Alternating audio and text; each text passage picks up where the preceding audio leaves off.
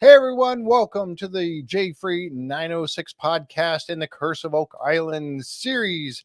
Tom Burns, how you doing tonight, sir? I am super amazing, fantastic. 6 more sleeps till the new season begins, at least for Ah, the people in the I US. know. I know. We are that close, folks. We're We are that that close. close. I'm pretty excited too. I got I moved into the new space here, but I'm not quite all finished with it. Obviously, the lighting, I'm not real happy with the lighting yet. So we got to work on that and get some more of my memorabilia over here that's so they all could be visible for everybody. But I appreciate everyone showing up here tonight. We have a very special night planned for everyone. We had to postpone our guest once before, just due to some different reasons, but we have him now. So he is ours for the next Oh, little yeah. while. This is a So, fantastic way to start off, get ready for the year.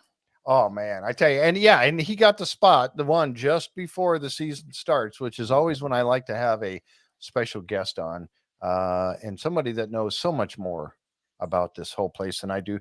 Before we get started, when a whole place, I mean by Oak Island, of course. So before we get started, I just want to say thank you, folks, again for joining us here tonight. And if you would, if you haven't already, please subscribe to the channel. It really helps us out. And if you like the content of our show tonight, give us a thumbs up. We appreciate that very much. And if you'd like to help support the show, there's plenty of ways you can do it. I won't get into all those tonight, but you can look down in the description below and you'll find different ways you can help support the show so that we can keep doing what we are doing here. And I also wanted to mention, too, that coming up next week, when we begin our reviews of each and every episode of The Curse of Oak Island throughout the season 11, we are going to be doing some more giveaways. We had started off last year. We started to get a few items that we gave away to, just because we had them, and it became a nice thing to do. And so we have some new stuff coming, and I think we've got a tumbler. I think. I was going to show it. Now I got it's a tumbler. It says Eyes and Boots and Rick Lagina. Let me. Oh, I don't have that picture now. All of a sudden. Let me see if I brought it, but I don't want to spend too much time trying to find this thing. I'll show it before we get done here tonight, or I'll get it shown for everybody. I don't want to waste too much time looking for it, but it's one of the travel mug tumblers, such as this one right here. But instead, it has a outline of Oak Island, and it says Eyes and Boots, and then it says Rick Lagina on it. So we're going to be giving that away next week on the season premiere show. So we'll do that then. Yeah, I know, I know, Linda. I bet I closed that for some crazy reason. I closed it. So anyway, let's get on with our guest, because that is why we're here tonight. And without further ado, let me bring on board Mr. Scott Clarke. Scott, how are you doing, sir? I'm good, Jeff. How you guys doing? Oh, I'm doing well. fantastic. Great, thank you. Well, Great. it's we've had you on the show before. I guess it was like a year ago. We went through a lot of your background when we did that, but it's been a while, and so I kind of wanted to go through that again a little bit tonight. And we do have a lot of questions, folks, as you may or should know already. Scott Clarke is the author of this book right here called Oak Island Odyssey, a Masonic Quest, and I've said before that I really love this book. And Tom and we've talked about this ever since we both got the book, and how it takes us through so much information. And that's why I mentioned early on that you know way more about Oak Island than I could ever dream to know. Been at it for a while. But what we want to know is what you're not telling us. Oh yeah, exactly. Yeah. Yeah, and you've appeared on Oak Island, a few times, and in the past, and but as we get started on this, tell us a little bit about Scott Clarke. I know that you were adopted, and then you did some digging into your adopted family, but kind of take us back into this a little bit and how you kind of found out about your adopted family or the family you came from, your blood family. Sure, yeah. So that's actually in the beginning of my book. I talk about Mhm. how it's not just the odyssey of the treasure hunters, but also my personal odyssey of doing this research and finding family members along the way, and so many other things. Um, so basically, the reason I talk about my adoptive family, or sorry, my birth family, is because it's through them that I discovered later that I'm related to a number of the earliest treasure hunters on the island. That's amazing. So I found my birth mother when I was in my early 30s. And one of the things I really loved was that she had her grandmother had put together a really extensive genealogy.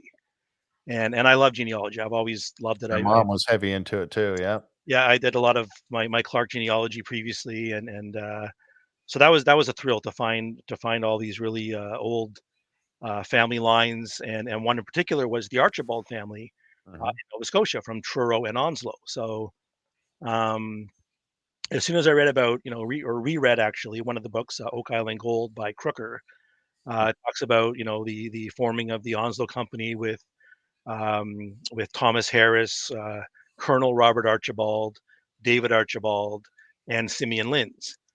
And I believe I was the first researcher to discover that all four of those men were actually related to each other through blood and marriage. So David was the son of Robert, and the other two married sisters of the Archibalds. So and the Blair, there's a Blair family in there as well. So that's part of it, and then the other big part was I actually found my birth father through an association with Oak Island. And as I mentioned in the book, I had tried to find my birth father a few times over the years. I talked to my birth mom about him and got some facts and things, but nothing ever came of it. And one day we were talking about him, and as I mentioned in the book, I'm not really an overly religious person, but I decided to pray that night, and that I would find my birth father, and that he would want to have a relationship and get to know me. And I swear to God, the very next day, I was at work. It was lunchtime, and I was on eBay doing my searching for things, Right. and it popped into my head Oak Island. So I search up Oak Island, and it brings up. Um, at the time, it was a new book by Stephen Sora. Um, uh, the title will lose me the second, but Yeah, I'm trying to remember that too. it talks about, it's on the shelf behind me here, but he talks about the Sinclair clan of Scotland being the heirs of the Templars and possibly bringing treasure to Nova Scotia, and that was one of Sora's hypothesis. So I start reading about this book, and then that sort of leads me into Freemasonry, which was another one of my interests. But I never knew a Mason. I didn't know a single Freemason in my life. I simply read about them, and I had thought that would be so cool to join. And so I went to the Ontario Grand Lodge website, and I'm looking at it, and they had this section of members with their email addresses, and my last name being Clarke, I decided to look and see under the C section, and I'm going down the list, and all of a sudden I got goosebumps because literally right there, I think the fourth name on the list was my birth father's name. Yeah, amazing. And it was just like, are you kidding me? Like, I just prayed about this.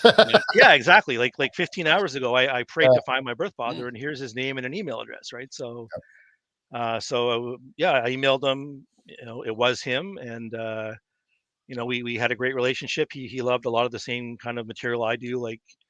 And then the thing is, he actually was a Freemason, 32nd degree Freemason.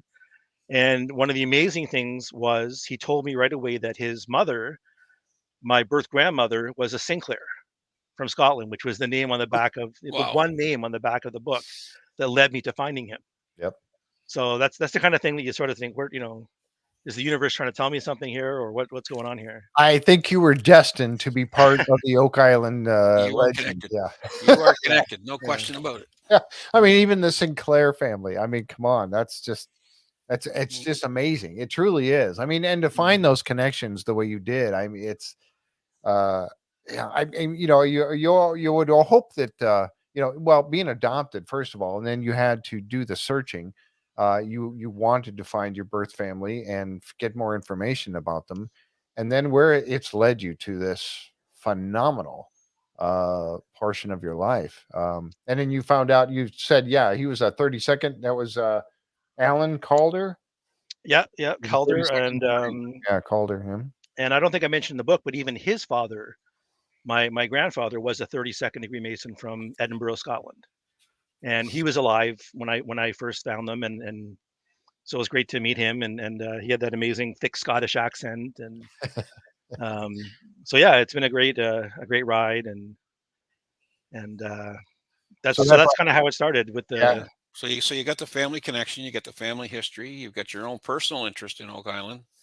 How did you manage to get your foot in the door to get on the island? So I mentioned that in the book as well. It was a little bit of a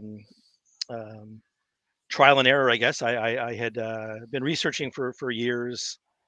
Um, I think so. Actually, when I first learned about Oak Island in 1993, the Toronto Star had a newspaper article about it, and that first was my introduction to Oak Island. And I went out the next day. I bought Crooker's book, and I remember reading it right away. But then I kind of moved on to other things, and it wasn't until I found my birth father and that whole thing that it sort of relit the fire to really pursue all this stuff, and knowing that I was related to people, and that I had this treasure hunt in my blood, so to speak, and that really got me going. So, um, sorry, what was the first part of your question, Tom? Just well, that was it basically. Just how you managed to get your foot in the door to Oh, get so to yeah, be on. sorry. 2017, I guess, was the first time I sent in information to the guys on the show, and I won't say who it went to exactly. It No. went to at least 2 or 3 people that we all know well, and I was told this is amazing. We're going to probably ask you to come on the show. Are you comfortable being on camera? And I'm like, yeah, this is great. Let me know, and of course, time went on, and nothing happened. Yeah. And I've heard a lot of people say they've sent in information and heard things, and they get so much, right? They get like hundreds of Oh, yeah. submissions every year, and Yep. um, so I Everybody kind of has a forgot. solution to the island's mystery. So Yeah, yeah. So I kind of forgot about it for a while, and I moved on to other things, and you always keep getting drawn back into it again, right? So I found additional information, which was actually much even more compelling to add to my original information. So 2019, 2 years later, I was invited to the island. I think Doug Crowell probably had something to help to do with that, introducing me to the producers. They really liked what I told them, and then I actually ended up filming with 2 of the members of the fellowship at a museum in Chester. And once again, I thought, okay, I'm on the show this time for sure. Didn't happen.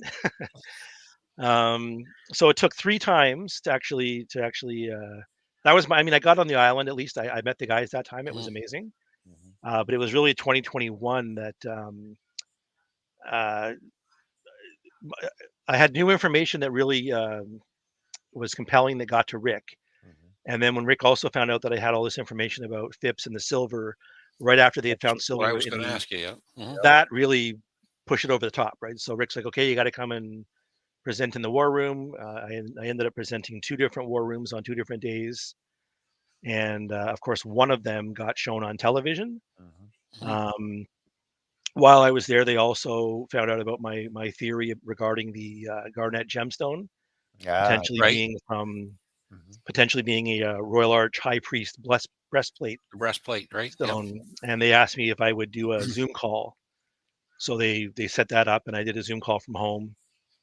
And also while I was there, they were working on the I guess it's a drilling down episode, but it was called the Freemason Factor. Yes. And so they asked me to participate in that, and we ended up going to Chester Lodge, which was great.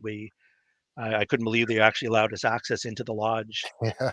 to film, and so yeah, so those are the 3 episodes I've been on so far, and I think I've been Mhm. on another 10 or 12 times since then with reruns of Yep. Mhm. the same thing, which you'll probably see again in the first 1 or 2 episodes of season 11. Nice. Because Mhm. Fantastic. So with the Phips Belcher connection, right? You say there was some piece of information there that kind of put you over the top in the eyes of Rick or someone else. But maybe if you could just tell people that aren't totally familiar with the Phips Belcher, kind of, for lack of a better term, the Reader's Digest version of what those 2 fellows were all about, and then maybe what that connection was, if you can share it. I mean, the thing that put me over the top is them finding the silver on the island. So that was Okay. the big The high concentration impetus in the there. water. Yeah, the Gerhardt The dump truck Gerhardt dump truck. Yes. that they talk about. So Yep. But yeah, the Phips theory is not mine originally. It's from my friend Graham Harris. It was in a couple of his books, and he had some various supporting evidence he had found.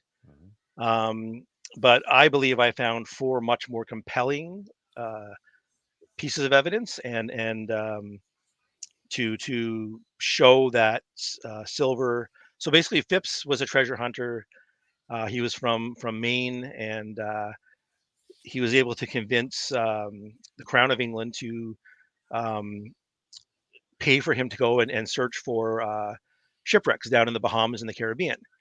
And he was lucky enough to find the Concepcion, which was a shipwreck from 1641 from Spain, carrying tons of silver. During the first expedition, Phips brought back, I think, 120,000 pounds of silver, and he was knighted, and it was a really big deal. But from my information, so they went a second time to the wreck, and still stayed for quite a long time, a number of months, but only found 1/20th of the amount officially. And so I found this letter from literally 1688, the same time frame that all this was happening, showing that this Captain Andrew Belcher had been caught dealing with pirates, and he was apparently trading with the pirates, and that these pirates then went directly to a place called Port Le Bear in Nova Scotia, which I traced to its Port Le Bear, which is only about, I think, 60 miles from Oak Island. But at that time, it would have been one of the few named places on any maps. Right. So that was really cool. And then also at the same time, I knew that historically, Captain Andrew Belcher had just become Sir William Phipps's assistant.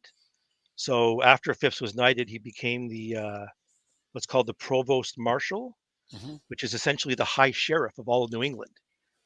And Belcher became his assistant. So here you have the assistant of the highest sheriff in New England dealing with pirates. He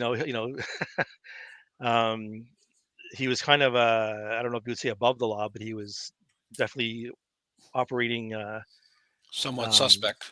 Yeah, for sure. And he was already a rich man himself. He owned like 20 ships. He had a vast shipping network.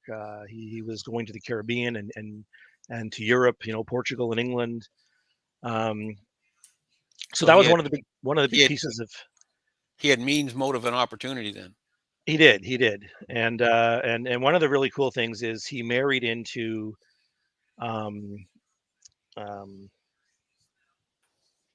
sorry, the name's escaping me. Oh, I think I have it written down here because I've written. Let's see. Let's see. Nope, that's the kid's story. You have so much information in this book, and I've made some notes. I got like 6 pages of notes but here. The person that he married, wasn't her father had a connection to Freemasonry or something like that? Was there?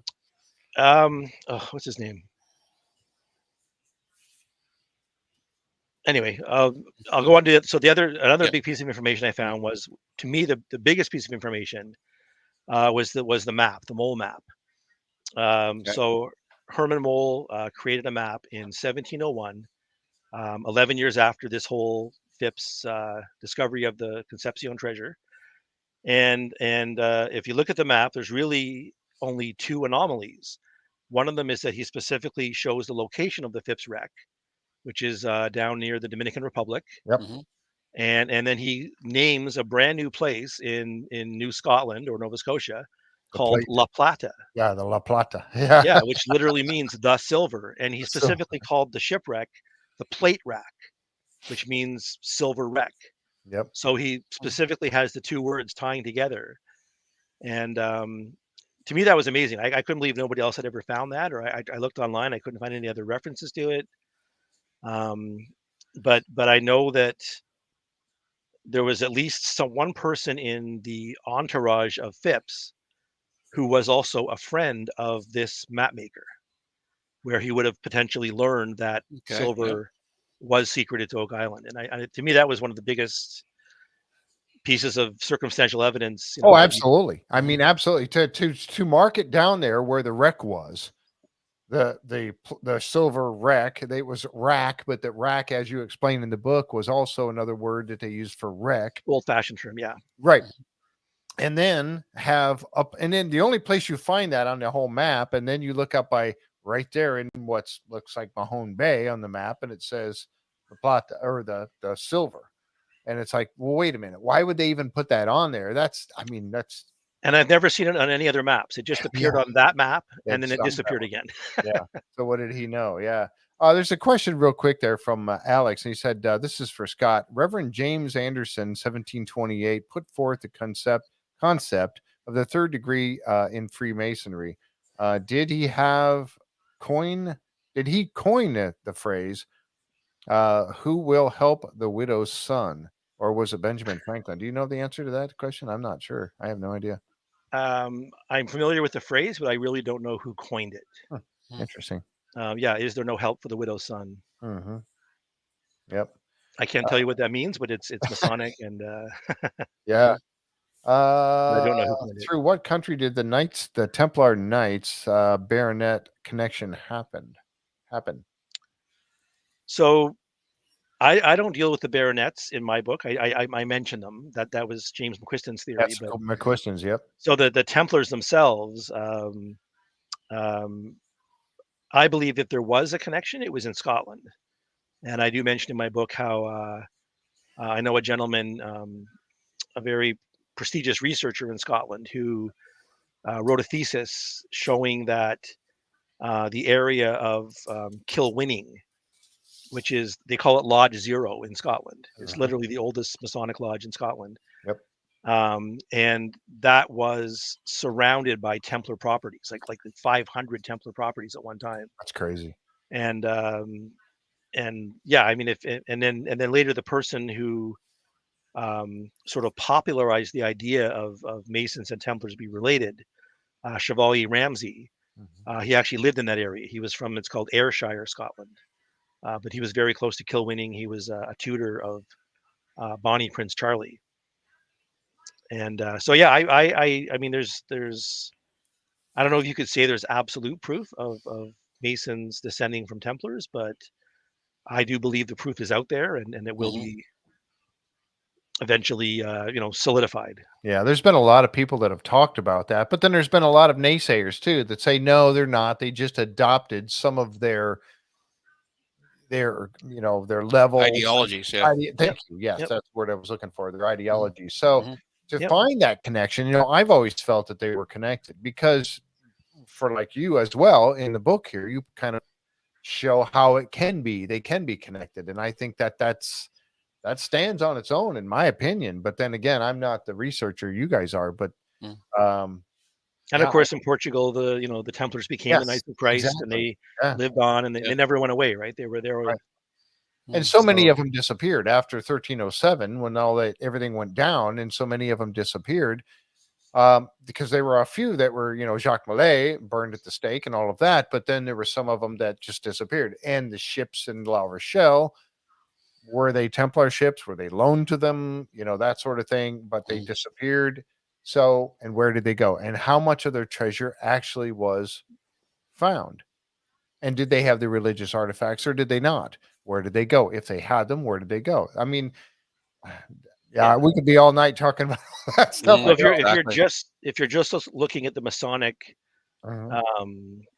degrees and rituals, it involves the Ark of the Covenant, and that's why the Ark of the Covenant is prominent on certain Masonic logos, especially the Royal Arch. Yeah, and it was one of the ideas that they did recover it at one time. They spirited it away to Europe. They hid it, and knowing that there was going to be trouble in Dodge, how to get out of town, and that Oak Island is one of the places that it wound up. That could be. But so my book doesn't focus on Templars per se. It's mostly the Masons, the later Masons, and some Rosecrucians as well. One of the things I really liked in your book is how you, and go back to the pirates for a second, is how you kept drawing the connections between all the different pirates and their associations with each other. So we've got Phips and Belcher, Belcher and Kidd, Belcher and Quelch, I think it was. And they're all in that 1700 range, 1701. And then we find the 1704 stone. Right. So that's the amazing thing about Captain Andrew Belcher. He was on the governing council back at the time in the late 1600s. And when Kidd was caught and arrested, Belcher was actually put on a committee of 4 people sent out to investigate. Basically, they went to Gardiner's Island. They actually found part of Kidd's treasure, which Kidd said was there, and they actually did find it. And then later, Belcher would have been one of the only people to interview Kidd because he was in solitary confinement. Yeah, I just think it's amazing that he actually had this close relationship with Captain Kidd, and Phips, two of the connections to the biggest treasures of the 17th century. Right. And Yeah. then Quelch comes in. He wasn't related to Belcher. He was simply another captain like Kidd who was sort of forced into piracy. But then he chose instead of working in Nova Scotia, Newfoundland, he went south down to Brazil, and he attacked Portuguese ships. And when he came back, his whole crew was hanged. They were one of the first group of pirates to be hanged in New England, and that was in 1704. Right. And they weren't that far from Oak Island. So I mentioned in the book that it's a possibility that one of those pirates could have gone to Oak Island and left that 1704 stone as a commemoration of the year that they were captured and killed, because at least a couple of them did survive for sure. Right. Well, why did he choose Oak Island to go and make that? Yeah. That monument? Yeah, a good point. I mean, with 300 islands in Mahone Bay, right? And he picked that one. Yeah, well, I've always believed that Oak Island was known because it had an existing sinkhole. I mentioned that. Yep. If it wasn't the Templars that found it, way back in the 1200s, it was likely. Gilbert is the name I was trying to find earlier. So Captain Andrew Belcher married a relative of Sir Humphrey Gilbert, and Sir Humphrey Gilbert was known to have been in Nova Scotia, Oak Island area in 1583, and so I believe information was passed to Belcher either from the Gilbert family or his many connections within Freemasonry, that there was this pit on Oak Island, this vault, so to speak. And he would have been the one to tell Phips, this is a perfect place to go and hide the silver. And as Graham Harris believed, I believe they intended to recover it not long after, but that there was very likely a blowout and everything just went down underground, dispersed, out of reach. Yep. Yeah. And I'll just mention this quickly too, that in Scott's book, if you are new to Oak Island or you're curious about the sequence of events that started the Oak Island mystery and the events that have taken place up to within a year on Oak Island, and you're looking for some sort of a reference point or reference material, who was where, who did what, who knew who, pages, what did I write down, 36 to 79. So you get a 40-page read that's going to bring you up to speed on Oak Island. It's become my new reference point for mine too. Yeah. Right. If I want to know who was where and who did what, how deep did they go, what did they do, what problems did they have, 40 pages, people, and you got it. Yeah, exactly. And I was telling Scott before we started, because I use that as people think, well, Jeff, you've been talking about Oak Island for a long time. You must know all about it. Must know everything. I said, no. And when I don't know, I go here and I dig it up and I get the information out of people, like Scott's book. Here's a question for you too. And I do want to get back to that, what we were just discussing in a minute, Kidd. But we have a question there from Renee, and she says, have you found a connection between the Templars and the Rosicrucians? Not per se. It's there's definitely a connection between Templars and Masons, or sorry, Rosicrucians and Masons. Some of the very earliest Masons that we know of, Sir Robert Moray, they all had strong Rosicrucian leanings. I mean, the whole history of the Rosicrucians is interesting because they came out in 1604, I believe, 1610, in that area. They had 3 manifestos that came out and kind of talked about their philosophy, and they were this very secretive group, and a lot of people were really drawn to that. So there's people that actually think the whole thing was actually a fake at first. It wasn't real, but it ended up creating the real Rosicrucians not long after, because there was a group in Germany, um, definitely in the 1500s, and in England by the 1600s. So, and I belong to a Masonic Rosicrucian group now. Um, so there definitely is a connection there, but to the Templars, I don't know. I don't. It's possible. It's, you know, the Rosicrucian philosophy. Some of it goes back to the Middle East, so Persian philosophy as well mixed in there, which a lot of people say the Templars adopted when they were sort of mingling and fighting. They got to know their other, you know, it wasn't all just killing each other. They got to know each other and respect each other and learn from each other and that kind of thing. And so yeah. You know, it's funny we talking about the whole getting back to Kid just for a moment, but that whole story, and you go through that very well in the book here, and I appreciate that because so many people have it wrong, quite honestly. And you know, going through the story of Captain Kidd and what happened to him, how you know it started off with the not saluting. You know, when they left the port with this new ship and they didn't salute, Yeah. and then he had to get a True. ragtag crew, and I mean, just that. But folks, that's what I'm talking about when I mentioned this book to you and the information that's in it. If you want to know about, you know, more details about these particular people, this is the place to go and get that. And but you know, Kid's story, it sounded like he almost was trying to do the right thing most of the way through, but ended up being hung.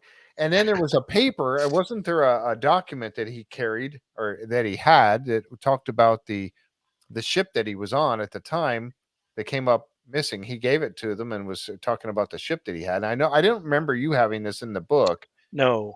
but there was a. What do you know? Do you know about that paper that said that he was the rightful owner of the ship that he had? That and he gave it to somebody when they got to port, and then when it came time for the trial, that paper was no longer to be found. And Yeah. Yeah. I'm familiar. I just don't know the. I think it was the Kedar Merchant was the ship that he yes, had. That. yes, yeah, Yeah. yep, But yeah, you're right. He literally went into it. He was a legal privateer. You know, he mhm, was, the government gave him their backing and blessing, and it was just a series of unfortunate events that sort of, yeah, you know, the crew, you know, didn't respect the British Navy. They all got, you know, pulled into the Navy, and he ended up with this ragtag crew of literal pirates, and then yep, they all mutinied, and all they cared about was, you know, money, and right, but yeah, and then by the time he came back, he thought he would be safe, but then yeah, his backers turned on him too, because they were worried about themselves getting implicated. yep, yeah, So exactly. it's a sad story, but yeah, he wasn't some infamous pirate like You would think, right? you would think. Yeah, he was just this guy that got caught up by circumstances. Yeah, exactly. It looks like Marcus said, I really enjoyed your book, Scott. More often than not, a quest does not lead to monetary treasure or the answers that one is hoping for, but instead, the journey itself is the real treasure. Exactly. Yeah. Yeah. Yeah, It is so true. And you've been on so many, you know, with this going through your research. You know, you've been through so many different, you know, and I want to step back just a moment too and talk about your beginnings. You know, we were talking about when you first got on the show, but going back to your beginnings, and you and I talked about this last time when you were on, but I think it's a very important point to make that you were part of a group of, I think it was Oak Island Treasure. well, Uh, the Oak Island, original forum, yeah, the yes, yes, the Ritual Forum. And tell us a little bit about that and how you got involved in you went on the very first tours that were ever allowed to be on Oak Island. Tell us a little bit about that if you don't mind. yeah, that was good timing. I mean, when I first got into Oak Island, as I said, I started in '93, and then I got back into it around 2004, 2005. Mhm. And so, of course, I looked online looking for research, and I found this group called Oak Island Treasure, and it was created by my friend Joe Atherton in the UK. And Joe now has a young son. She's kind of stepped back a bit from Oak Island, but she was instrumental in setting it up. And there's a man named Danny Henniger who Danny lives in Henniger. Chester. Yep. I was going to He bring him up too. Go Many ahead. people know well. Yeah, Danny's Yep. great. So he created what was called the Oak Island Tourism Society, Mhm. and it was just like, you pay $10, you can go, you can attend meetings, It was basically a way for Nova Scotians to promote Oak Island and people like me.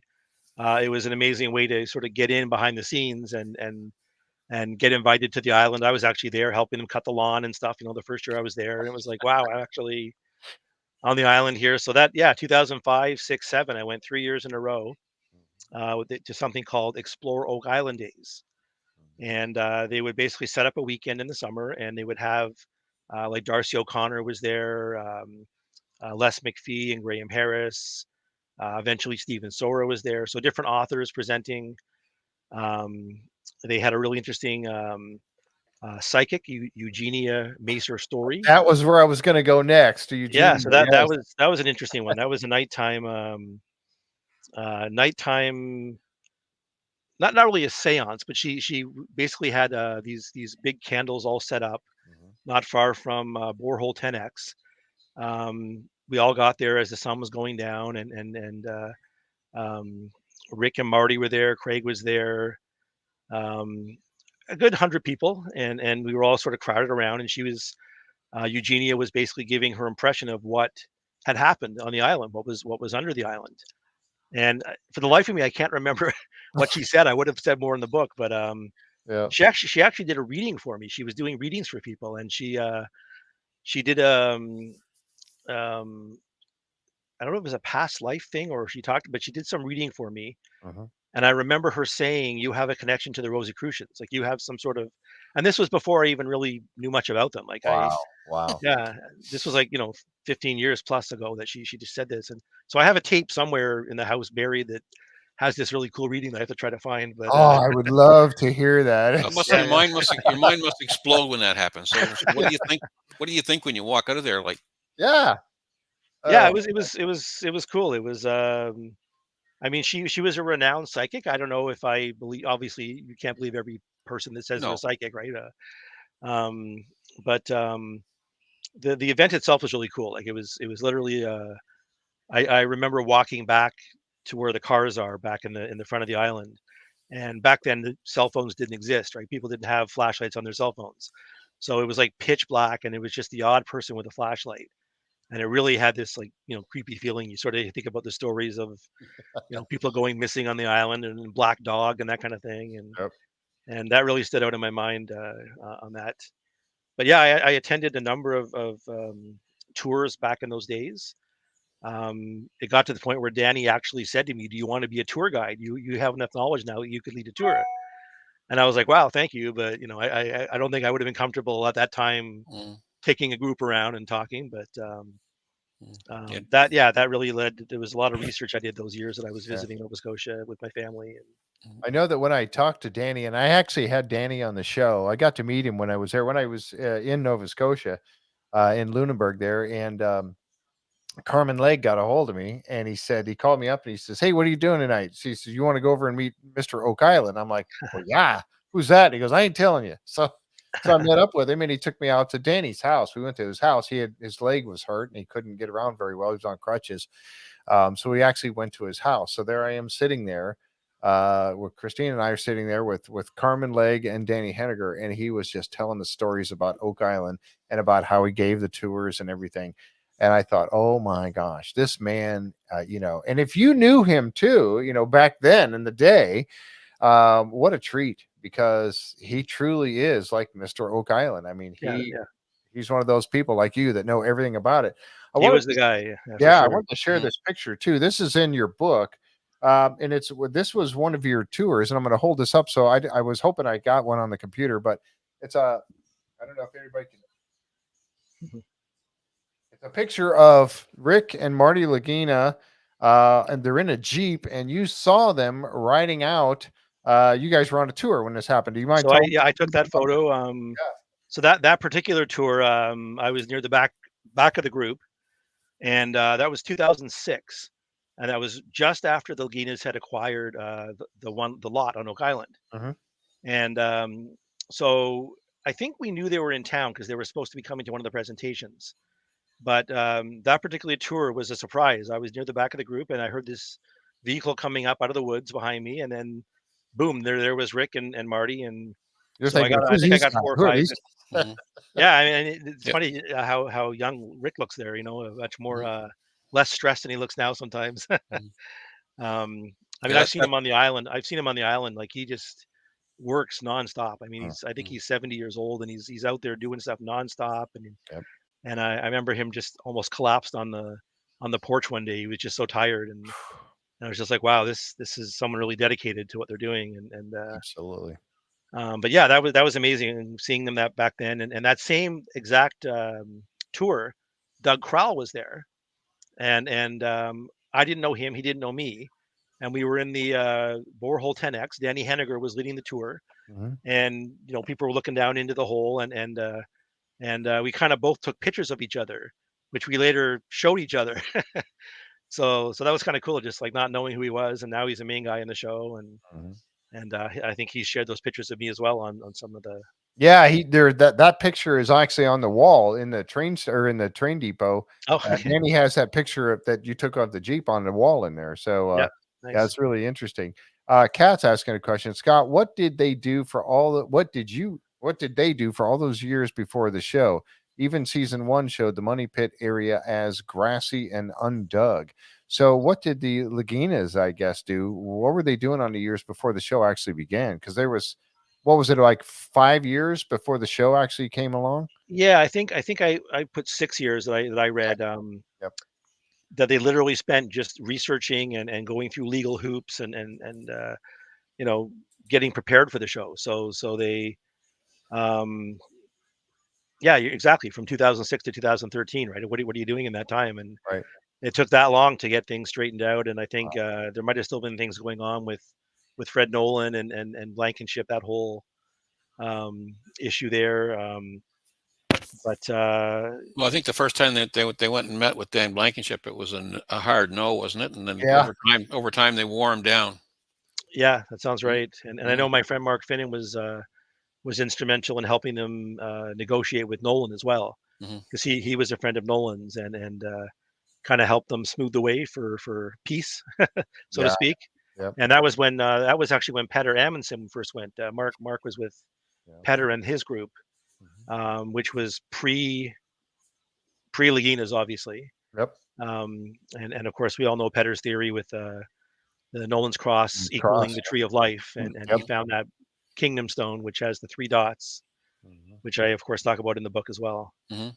And that's another Freemason. I met Petter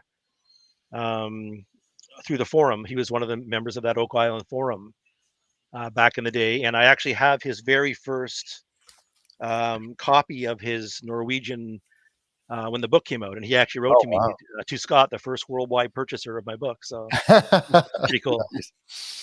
In your book, you talk a lot about the different artifacts, the stone triangle, the G stone, Nolan's cross, and the 90-foot stone, right? And you make a lot of references to the different symbols contained on the 90-foot stone that could possibly be Masonic in origin. Yes. Do you think in your gut that the stone existed, or that it's something that somebody with Masonic knowledge has created some sort of literature or marker in Mhm. place of that stone? I've kind of gone both ways on that. I mean, there was a time when I wasn't sure if the stone was legit. Um, I mean, if you look at the very first newspaper articles about Oak Island, it talks about um, 2 million pounds being buried. Yeah.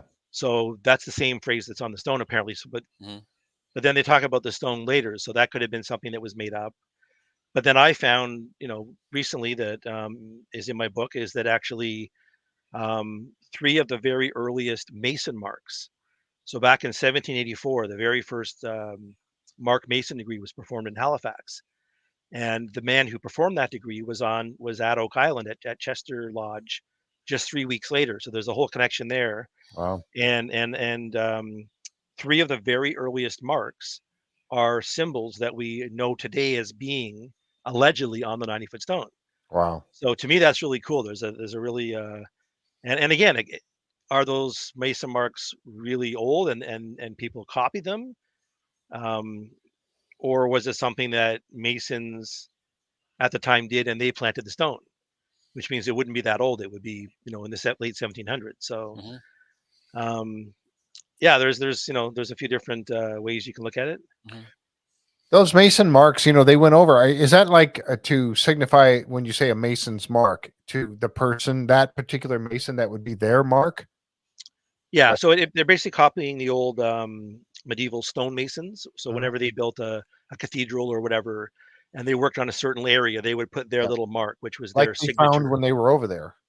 When the team went overseas, they found Mason marks right on inside that one church, and then they found the one that looked like the double tau, the T with the two, looked like an R and I guess.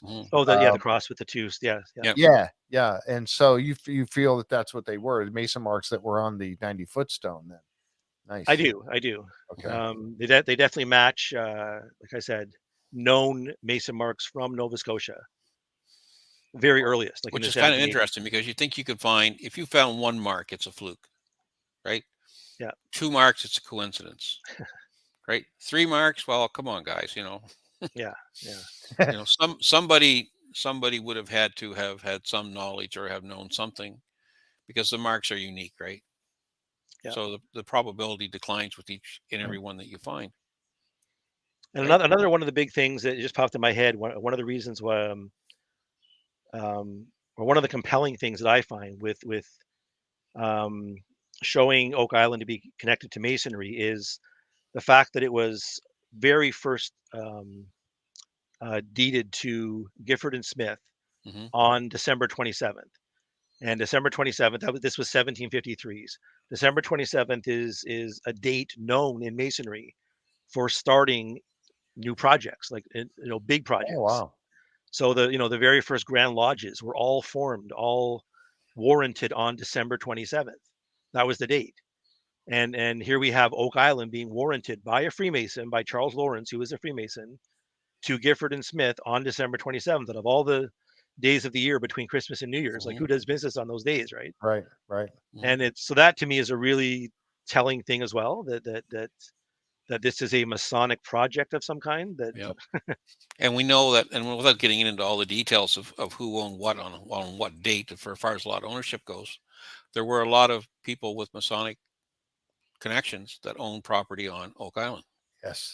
So definitely six pre-1795 Freemasons owned 9 lots on Oak Island before the money pit was even found. And likely more than that, based on other clues I show in the book. They own 25% of the island. It was actually close to 30, and it could have been as much as 50. Yeah. Wow. And why do you think that is? I mean, do you want to speculate on that a moment? I mean, again, it just they're protecting or looking, and even the searchers all had ties to the Freemasons. Yeah. I mean, and that goes back as well to the Belcher family. They're the big connection in my book. So Belcher, of course, Captain Andrew Belcher was the best friend of Sir William Phips. His son was the very first American-born Freemason, who belonged to St. John's Lodge in Boston, with the very first Oak Island lot owner, Jonathan Prescott. So you just have a 1 degree of separation right there. And then the grandson, Jonathan Belcher Jr., went to school and was best friends with Jonathan Seacombe, who was another one of the very first Oak Island lot owners. So you have direct connections to Oak Island from 2 generations of that family. Yep. And then 2 of the biggest treasures in the 17th century, Captain Kidd and Phips, all within that small in that same area. And the fact that even Phips was from Maine, right? So he would have been familiar with the eastern seaboard. Oh yeah. From Maine to Oak Island is, and Nova Scotia was actually part of his. There was a time when Nova Scotia was part of, I forget if it was like Greater New England or something, but Phips was it was actually going to be the 13th colony at one point. Yeah, exactly. Didn't make the cut for some reason, I guess. Well, and Belcher was known to have been in Nova Scotia a number of times as well. Yeah, exactly. So they all knew about it, and I, it's amazing when you look back at all of this. And this is one of the things. Again, folks, I'm gonna excuse me. I'm gonna kind of repeat myself here, but when you start looking at all of this history, and this is the thing, we talk about Oak Island over the years. Are you looking for the treasure, or are you looking for history? Initially, I was looking for the treasure. I wanted them to find treasure. Now it's become this history hunt. And when you look back at all this research that folks like you have done, Scott, these are all things that we're talking about here tonight that most people didn't have any idea about. And it all ties together. So it's like, it's amazing when you think about the fact that Oak Island and the whole area up there was very well known. And I love how you've taken back, looked at, and correct me if I'm wrong on this, because I know I read the the beginning of your book quite some time ago, right after it first came out, and then was rereading again. But you kind of talk about how before 1795 was the date that the money pit was found, but there was actually activity going on, searching going on, or research going on prior to that, right? Before 1795? Not in searching. Right. Um, Definitely there were. I have records of things going on Mhm. that I believe were Masonically connected. Okay. Um, but yeah, in the actual searching, Well, and the three boys, they talk on the show about the three young boys that went out there because they saw lights on the island which or were really whatever. men, yeah, Yeah, and they were Yeah, actually I think grown the very youngest well. guy was 19 or something, wasn't he? Or Yeah. exactly, yeah. Everybody whatever. else was Yeah. in their 30s. And then they talk about the lights on the island and the curse, and that may be where the curse came from, was, because people didn't want it. There was a portion of your book you talked about they needed some help, and they went to the locals to try to get some help. And your thinking was that because of these weird lights that people saw on the island, maybe they didn't want to participate in this whole thing. Yeah, so definitely the three men or three original discoverers did try to get their neighbors to help, and they all refused. I think I said because of a superstitious dread Yes. which they had, and part of that actually is the long-standing connection of buried treasure with the devil. There's actually people that they think the devil guards treasure, and there's stories. Some of the Hmm. original Washington Irving has a story about that, the devil and Tom Walker, which has elements of Oak Island in the story almost. That there's a treasure buried beneath an oak tree, and there's a swamp nearby, and Oh, wow. and so people grew up with that as well. That there was potentially anything underground was the property of the underworld, right? And I talk about that in my book as well. The whole idea of Hmm. the pit in the underworld and Masons, Yep. the hero's Yep. journey, that kind of thing. So that all kind of goes back a long way in people's minds that, oh, I'm Hmm. not getting involved with that. There's a curse or the devil's involved. Did Or you ever go down the rabbit hole that some people go down and say, you know what, Samuel Ball was really one of the original three? so that Samuel never really came up in my research. I Mm. of course I know there was at least one very early account that said he was one of the three. Um, but he just didn't come up in other parts of my research, so I kind of Okay, didn't really talk you didn't about go him. too But deep on him. um, I know that I think one of his relatives or two of his relatives were on the show at some point, and Mhm. I saw a photo of one of them attending a lodge meeting in Nova Scotia. He was actually the guest of the lodge, Hmm. so that was kind of cool. I wasn't sure if he was a Mason Yeah. or not, but I kind of tried to follow that up, but it didn't really lead anywhere. So So with all these Masonic investigations or Masonic connections that you've tracked back to Oak Island, you probably found some to other areas.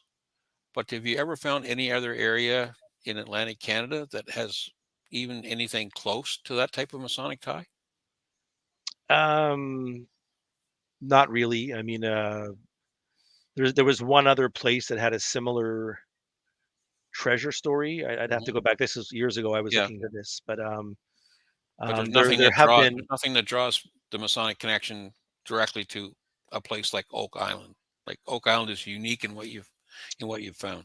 For the most part, I mean, there's Mm. definitely there was some heavy Masonic activity in the Shelburne area. Hmm. I talk about Roseneath Island in my book a little Hmm. bit. So that the name Roseneath sounds like beneath the rose, like sub rosa, which is a Masonic term for secret. Hmm. Um, but there was I think actually even Ball was there for a while in Shelburne. So they had one of the first Masonic lodges there, and another one of the earliest Masonic lodges in Nova Scotia was in Guysborough, Hmm. which is where the Henry Sinclair. They have there's a monument I think set up in Guysborough saying that he actually landed there when they came. So I didn't really get heavily into the Sinclairs in my book, as you guys No. probably know. I talk about it a little bit. Hmm. Um, but yeah, so there's definitely other places in Nova Scotia that were very Masonic, but nothing that ties into a treasure and that kind of thing like Oak Island does. Okay. Yep. And just out of curiosity, that was one of the points that Tom had made on his notes was about Henry Sinclair. And like you said, you didn't really talk about it too much in your book, but just your feeling on it, your thoughts on this? Do you think he was? Some people have said he was loose cap. Do you feel like that, or I mean, I haven't really gotten into that.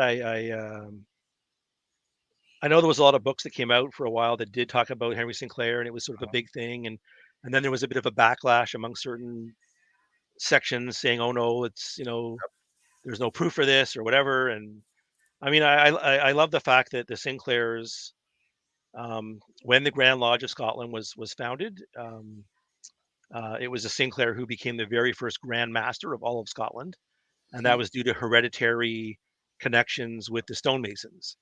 So there's definitely a connection to the Sinclairs at Roslyn going back. Whether or not Prince Henry really did, sail to Nova Scotia, I don't know for sure. I can't. Um, I'd have to look more into it. I think. I think it's certainly possible, but not proven, I would say. Hmm.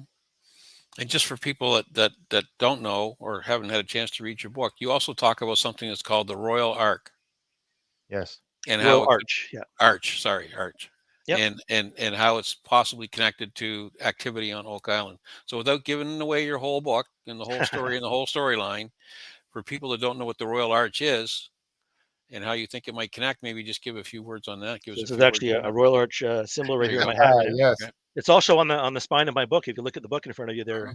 it's got the Royal Arch symbol. Yep. Yeah, So right. yep. Mhm. So Royal Arch is actually a degree within Freemasonry.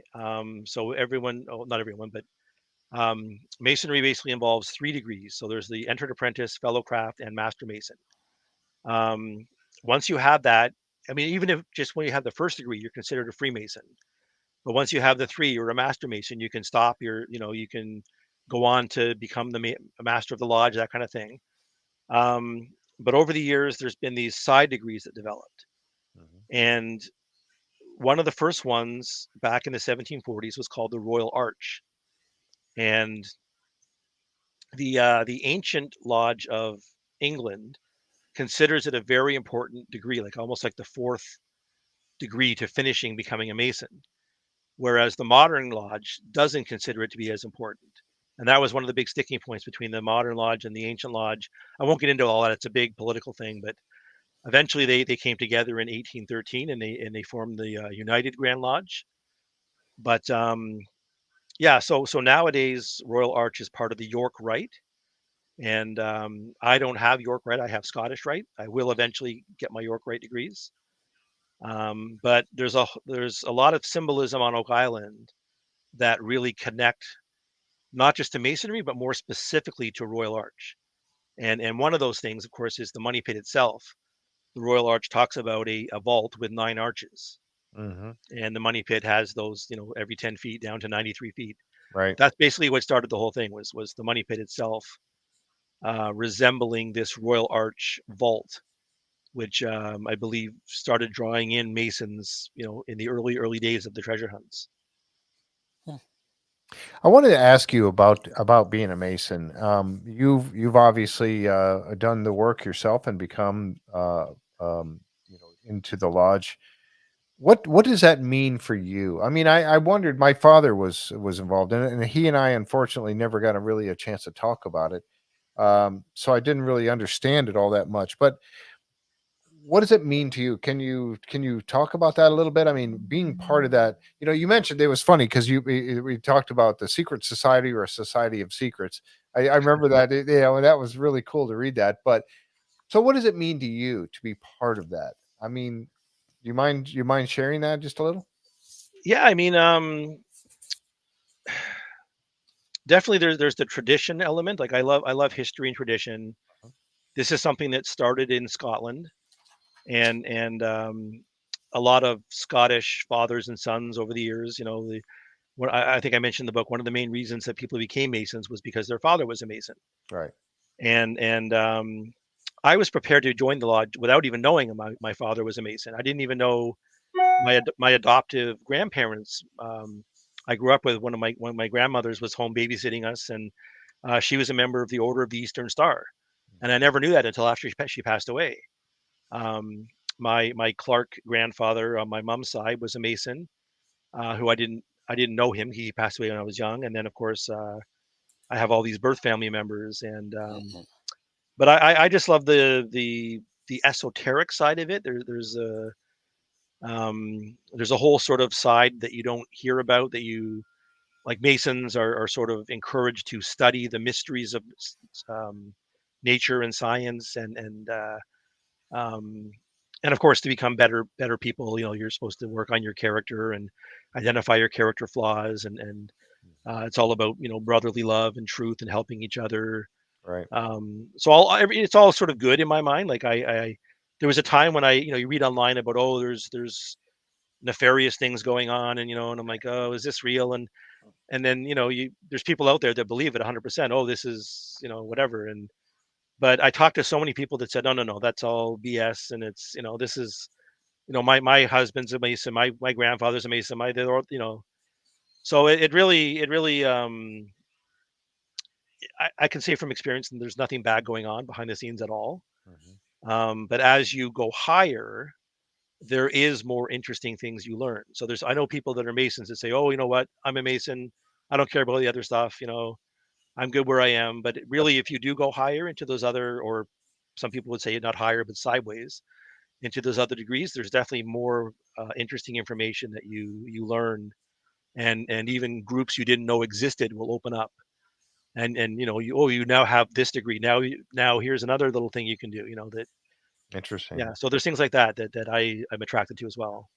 So do you think you're going to continue on and Yeah, that's my hope. I mean, I was um, actually my current lodge is having troubles at the moment with membership. That's been one of the problems I think with lodges over the years. Mm, Um, Lodges growing older and attracting new members. So I'll likely be joining another lodge very soon. And then once I do, I'm going to try and get back into this York Rite, or mhm. not back into it, but into it. And Into that has the Royal Arch, something called the Cryptic Rite, and the Templars degrees. So and then once you get to those ones, like I said, it opens up other doors where you can go into right. other branches. So I love the part about, becoming a better person inside and learning more about. I love that part, and I think that that's very noble, and that part of it really attracts me as well, for yeah, sure. and that is a big part of it. That's a big part of the exoteric part of Masonry that you see is, they call it making good men better. Right. So though that definitely is part of it for sure. Yep. Well, we don't want to dissect your book too much because we definitely want people to get out there and read it. But some of the Yeah. different comments that are portions of it, excuse me, and I get a little congested here for some reason. But some of the little things out here, you talked about the different discoveries. Um, uh, and I'm going to mispronounce this terribly, I know. But lapis, is it lazuli? Lapis I think it lazuli. is lapis lazuli. Yeah, yeah. Okay. And that was something that was in Nova Scotia, the House of Assembly with Oak Island, lot 18 owner Casper. Um, Woolen hop. yes, thank you. So what was that all about? What was this? That's not something that's native to Nova Scotia. So do you think that came from the Concepcion, or how did that? Yeah. So what you're talking about is there was a provision that the government put in, Yes, to the yes, that was Treasure it. Act or something, Mhm. that was They only there added for a that. short time. Right. And yeah, it mentioned that the finding of this, and this, and lapis lazuli or lapis lazuli, um, which is a stone native to Asia and different places, not to Nova Scotia. And as Graham Harris discovered, it's one of the stones um, known to be uh, was carried on the Concepcion. It was part of the potential treasure that was there. Right. And that, so that was actually something Graham thought was put in because of the Concepcion likely being in that area. So if it was found, it would be included in that description. So that, I think that came out not long after, maybe 15 years later, it disappeared from the Yeah, and then it was gone. act. Yeah. Yeah. These were different, and I know we kind of jump back, and we're kind of jumping around a little. Or I am. I'm taking you back and forth on different parts of it. And then the small oblong pieces of silver found on Oak Island in the 5th or 6th piece. This was 1863. I guess these were parts of maybe leading to the Concepcion treasure having been there. So that Correct? was one of my other 4 big things I Mhm. found was these 2 newspaper articles, basically saying that they had found 6 oblong pieces of silver, wrought silver on Oak Island. And it was funny because it started out, they thought they were Chinese in origin, Mhm. and then somebody thought they were Masonic. They were Masonic jewels. And so basically, I did a lot of research, and I sort of determined that they could actually match Concepcion coins, because the coins were all different shapes. They could have been oblongs, circular, whatever, but they all had these assayers marks and shippers siglas, which look like hieroglyphics almost. Mhm. So to the average person, they would just say, "Oh, that's Chinese," or whatever, right? And Right. so that, to me, that fit very well. And I remember telling Doug Crowell about that, and none of them had heard about it. They didn't even know that those articles existed. So, Yeah. but that was to me proof from the 1860s that silver was found on Oak Island, Yep. and it actually was taken to the bank. It was like, it ended up disappearing, unfortunately.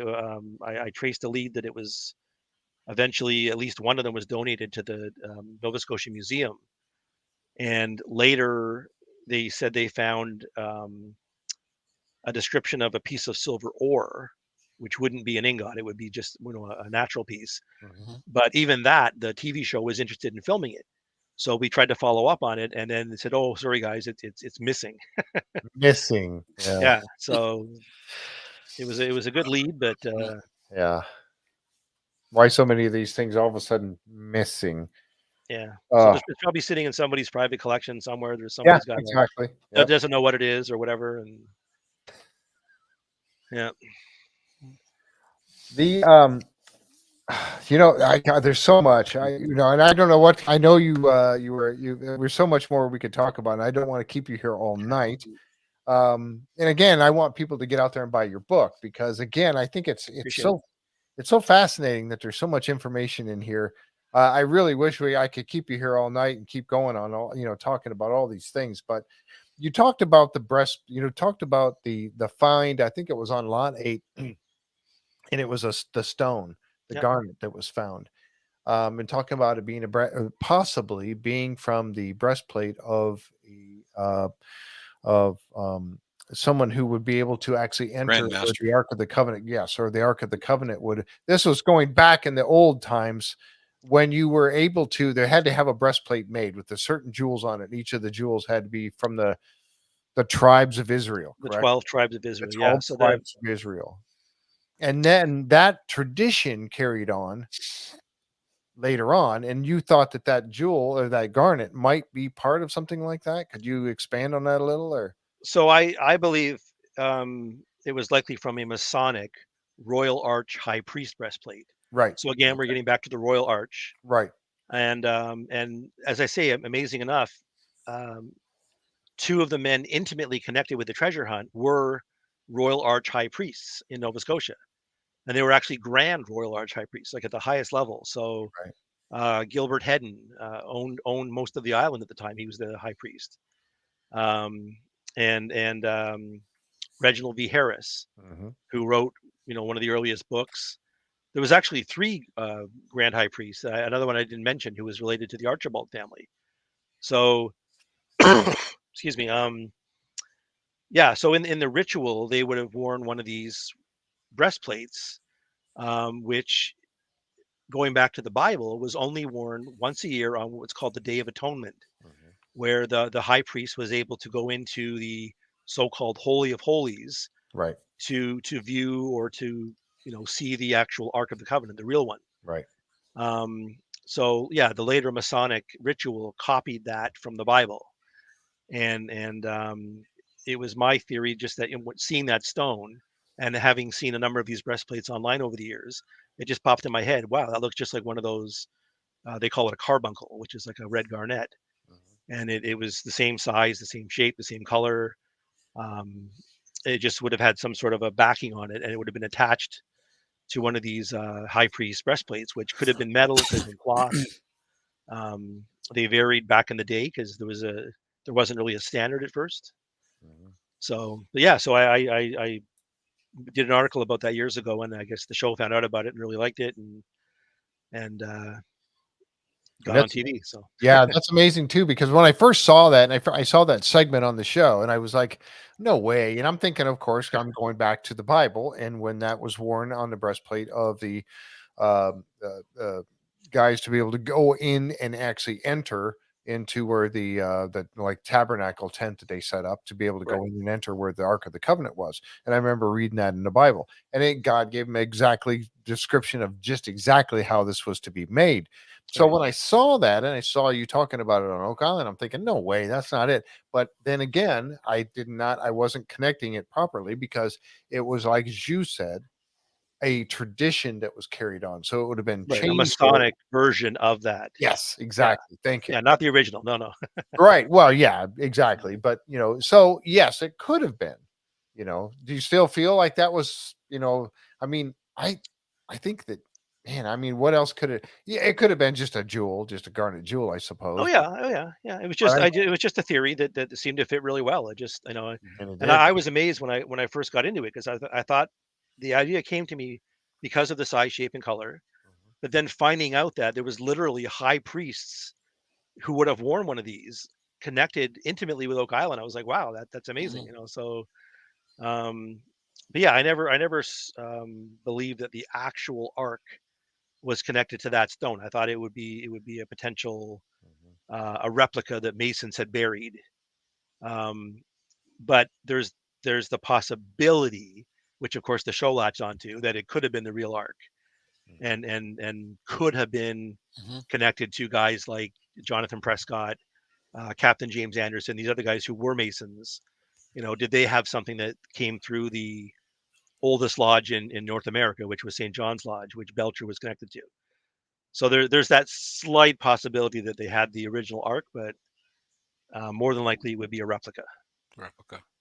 One of the things I found really interesting about your book is that you show that there are Masonic connections between so many people that we know that are associated with Oak Island, and that it's convincing to me, to the point that they bring these people as brothers of the lodge or brothers of the fraternity, or whatever they want to call themselves, to invest time, energy, money, and research into this island. So if they didn't believe it was there, or didn't know it was there, you wouldn't be drawing your own brothers down this path. Right. Yeah, for sure. And I think very convincing. You make very convincing arguments that yeah, there's something going on here.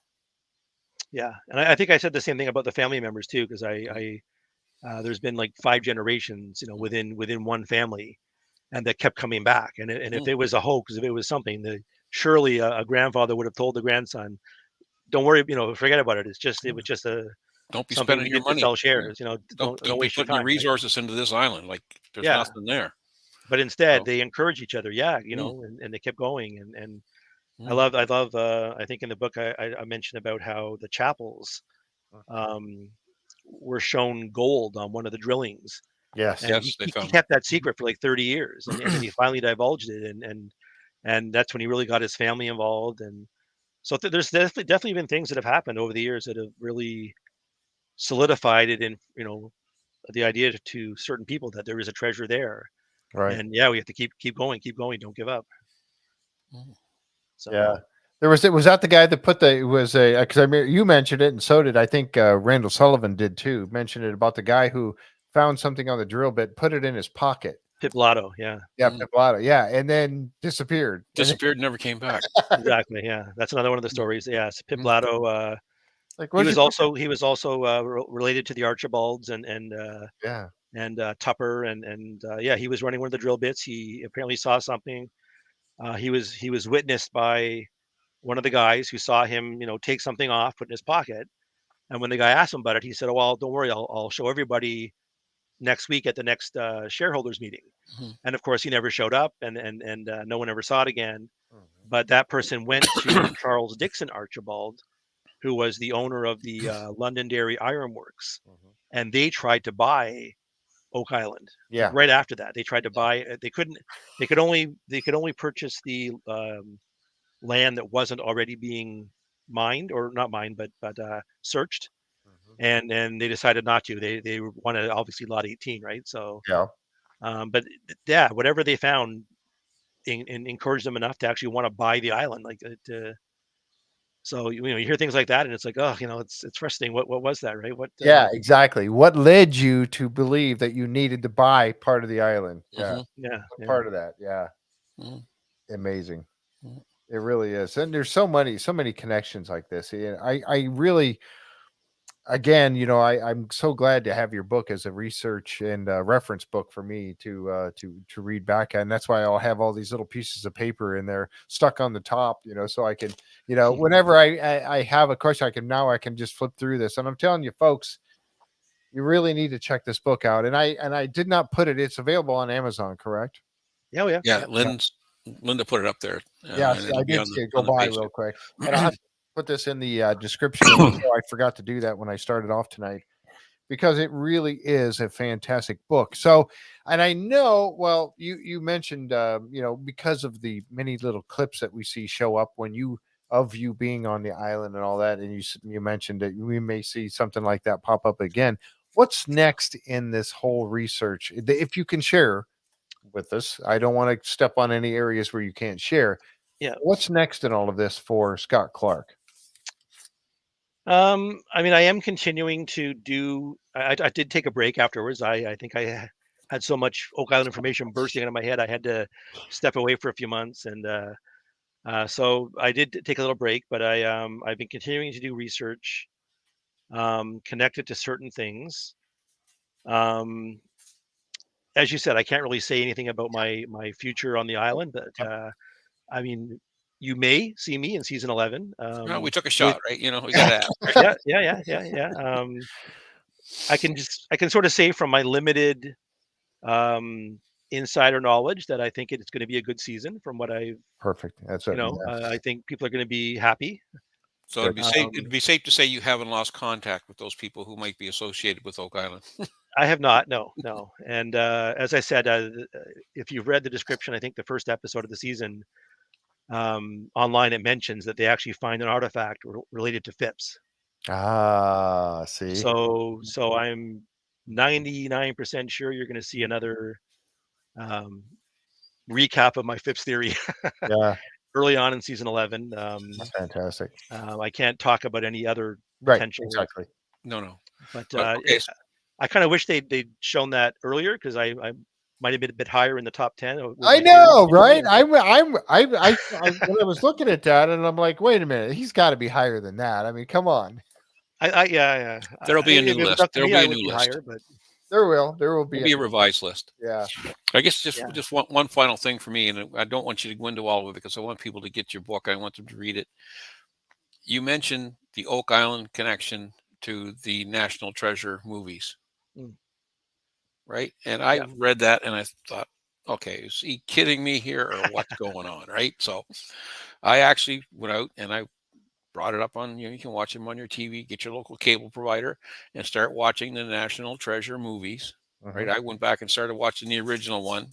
Yeah. And folks, if you haven't watched the National Treasure movie, you're going to want to read the book and then go watch the movie. And if you're an Oak Island enthusiast like we all are, it's there to see. I mean, I'm not going to say any more than that unless you want to say something about it. Yeah, I mean, I love the movies. I mentioned my friend Mark Finnan was actually a Mhm. consultant. So the actual movie was loosely based on the Oak Island story.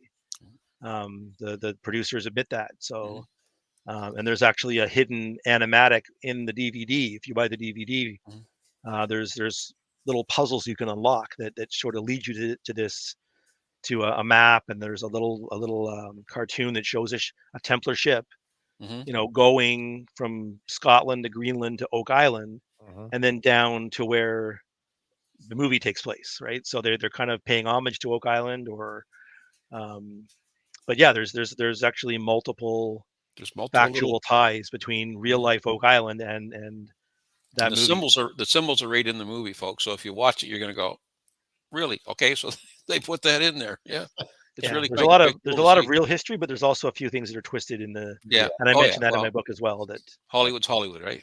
exactly, yeah. And I've heard there's a third one coming out. It's been 20 years since the last one, but Oh wow, has it been that long? Really? yeah, I know, it's crazy. Oh, wow. I keep hearing that there's number 3 coming, so I'm hoping, fingers crossed. Yeah. Any I asked you about future stuff, but I mean anything that is not necessarily Oak Island related. I mean, you're obviously a fantastic researcher.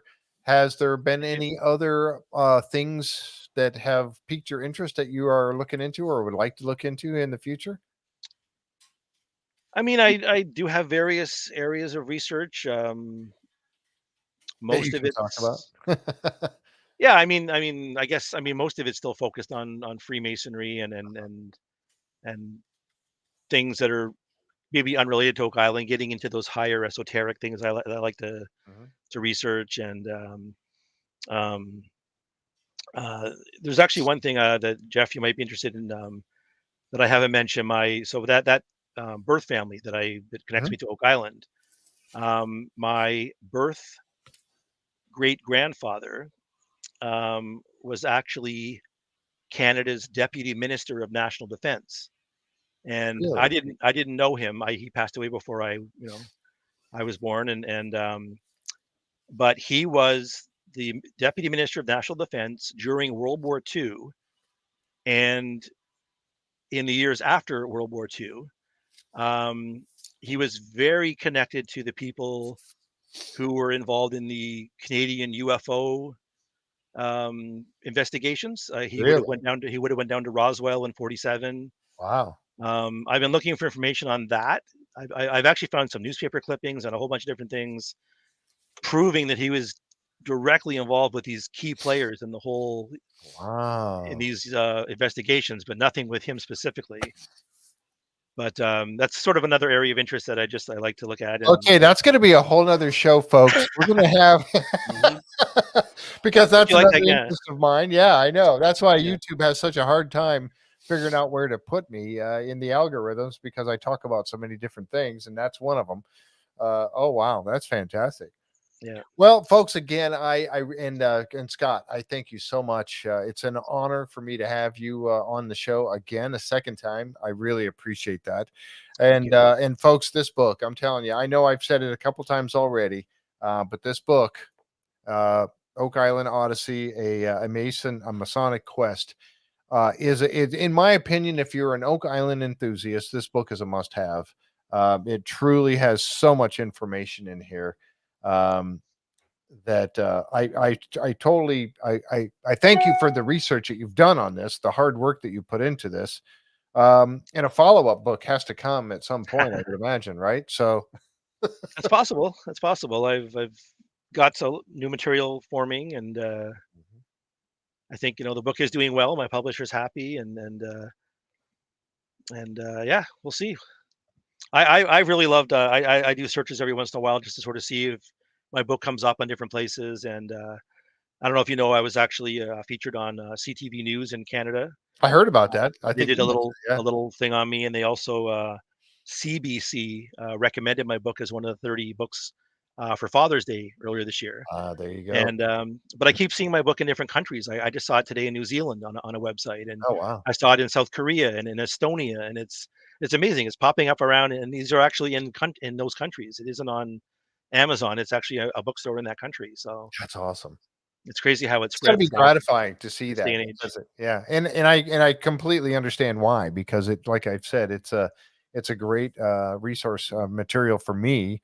Um and then it's got the forward in there from Rick Lagina too. I mean, it doesn't get much better than that, right? So And that was something that when I asked him, he agreed right away, which I was sort of surprised, because I know how busy he is.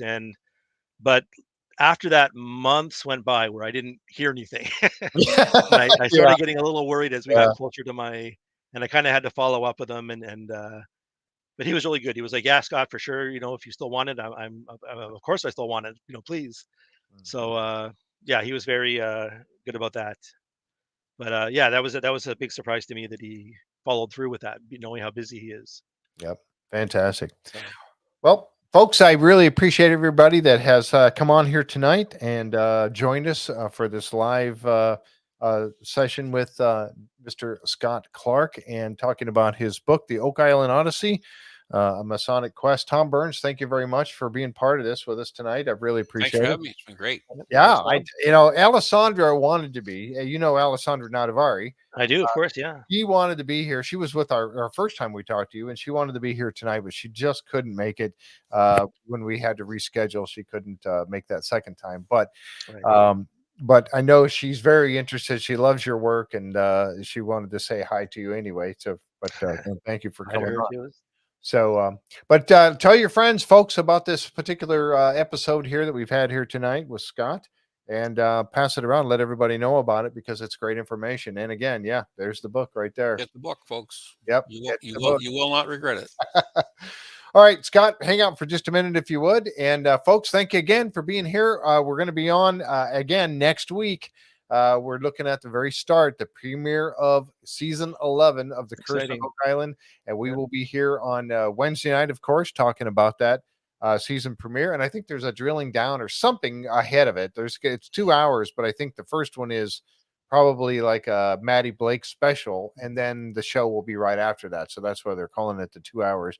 And we will be having a giveaway. Oh, I did find the picture. Let me see if I can share that real quick before I let's see, share screen. Let's see if I find it. There it is, right there. It's this one right here. Yeah. So eyes and boots. It's got the cutout or the design of the Oak Island, the island itself, and it says Rick Lagina on there because that's his thing. Eyes and boots. And now it's been eyes and boots under the ground instead of on the ground. So eyes and boots under the ground. So, but we'll be here talking, and we hope that you guys will be here with us for every single review of every single episode of The Curse of Oak Island. And we will be getting this man right here, Mr. Scott Clarke, back on once we, when he gets more information that he can talk to us about. So we'll leave it at that. All right. Donated by Jan Anderson and designed by Jess Grollo from blue6laser.com, or you can get one of my tumblers as well. All right. I'm going to quit talking. I'm going to say goodnight. Thank you, Tom Burns. Thank you, Jan and Linda. And hang out just a minute, Scott. Yep. Thank you, everybody. Appreciate it. Have a great night. And we'll catch you next time right here on the J Free 906 podcast. Good night.